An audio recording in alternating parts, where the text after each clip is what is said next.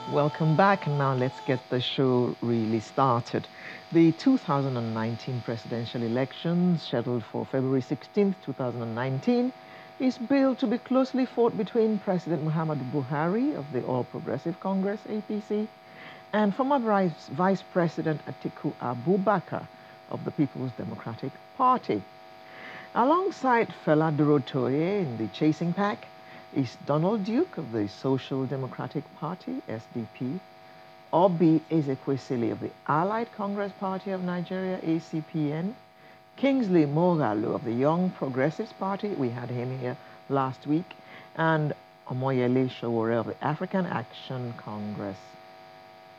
There's also Ahmed Buhari of the SNP. Who is actually with us in the studio this morning. And we also expect Dr. Obi Ezekwesili, the ACP presidential candidate, to join us anytime soon. Remember, at the opening of this program, we told you about the mad traffic out there. She is still stuck in it, and we hope that she can make it to the studio before we end this segment. Meanwhile, we have Mr. Ahmed Buhari.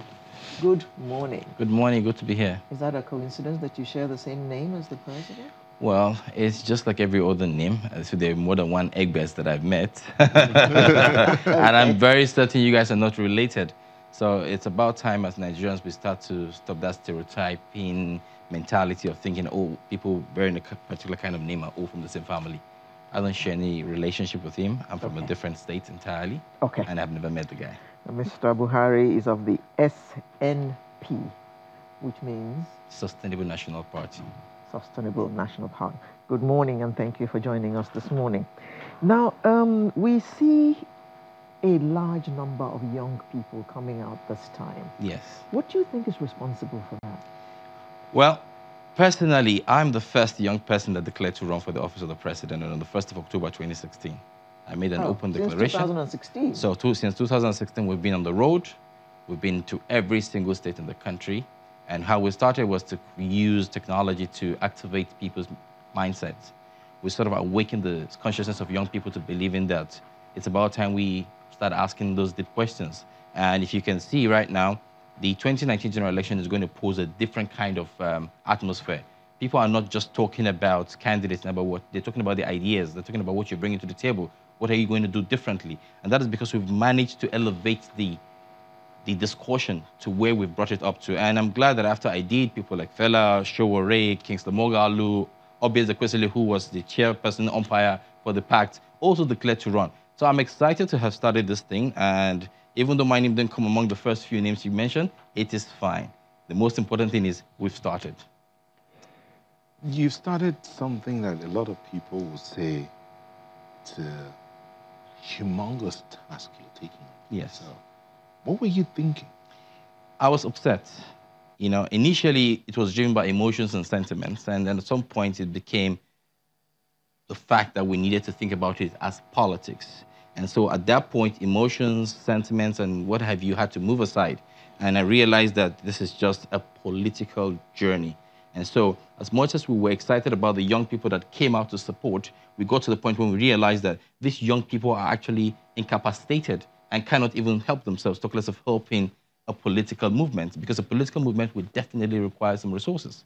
But whatever we did at the beginning of this till now is young people in those areas that we activated are the ones that have actually sustained this movement thus far. So when you talk about you want to go to Benin, all the people in Benin are excited about what you've been saying on social media, what they've heard you say, and if we get opportunity for channels, TV to call you up, they get more excited because this is somebody they've heard one-on-one talk to them, and now they're seeing him on the big screen. So appreciate the invitation and the recognition as well to come speak about what plans we have for Nigeria.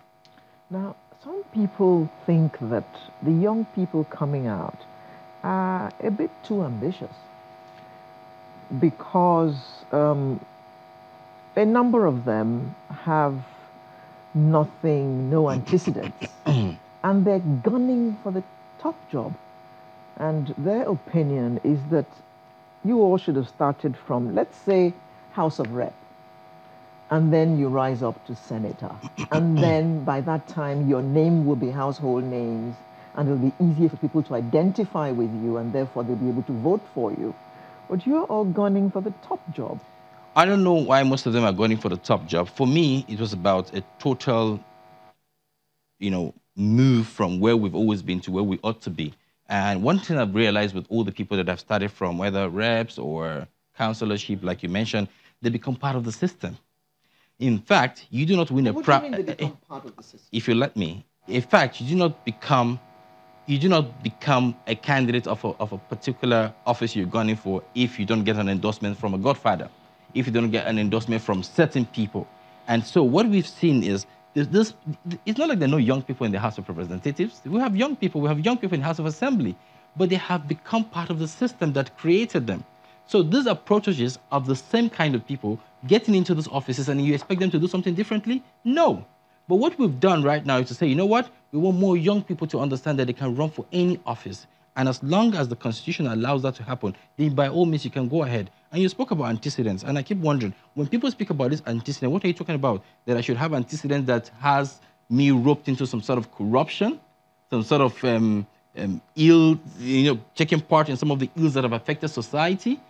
These are the questions we should ask ourselves. It's beyond age. No, so experience. That's not what So experience, yeah. So let me just finish, please. You come out now, Ahmed Buhari. The first question is going to be, who is he? What's he done? Yes. So good. So have you decided to ask Ahmed Buhari? Now you've invited me, and I'll be hoping that through the discussion you ask me things like, what have you done? So just tell us. Good. What have you done? Good. So for example, I started my career as a geologist. My educational background is geology.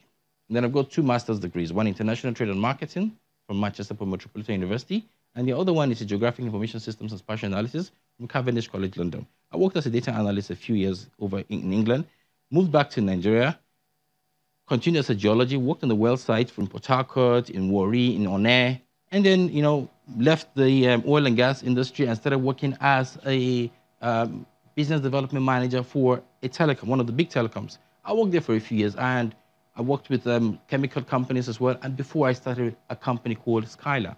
And Skylar is an IT company accommodating about 100 people, 100 young people, mostly Unilag graduates who want to explore or express themselves using technology. For me, these are some of the things that we have done so far. And as Skylar, what has Skylar really done in its own way? What we've done is to allow our hub to be used by people living with disability to come around, because we want to see how we can let them understand that they can do more than just, walking the streets and trying to make bread for themselves. We want them to understand that, look, as a person living with disability, you can actually learn a few skills using technology that doesn't have to make you travel.